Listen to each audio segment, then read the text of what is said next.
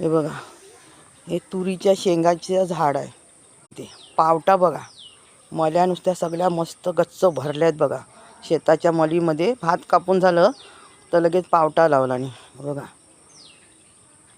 झाडा झुडपांमधलं कौलारू घर ते दिसत पण नाही. हे बघा, या इथे एक आहे कौलारू घर.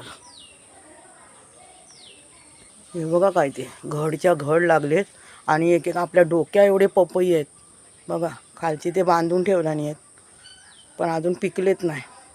म्हणजे बघा ते पपई किती मोठे होत असतील, अजून पिकलेत नाही. कोकणात काय कमी नाही. हे बघा काय गच्च भरले एकदम पावट्याची शेती. बघा इथे खाली पण लावलेली आहे. हे बघा,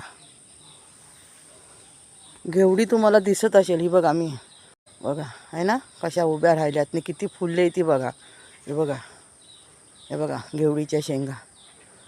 काय कमी आहे सांगा, फक्त कष्ट करा बस. बाकी कोकण तुम्हाला कधीच उपाशी ठेवणार नाही मित्रांनो. आपले हातपाय हलवा आणि पोटभर खावा, आराम पण करा आणि मस्त टणटणीत राहावा. शुद्ध हवा, बिना केमिकलची भाजी. कसे वाटले व्हिडिओ? चला आता भेटूया आपण मोठ्या व्हिडिओत. धन्यवाद.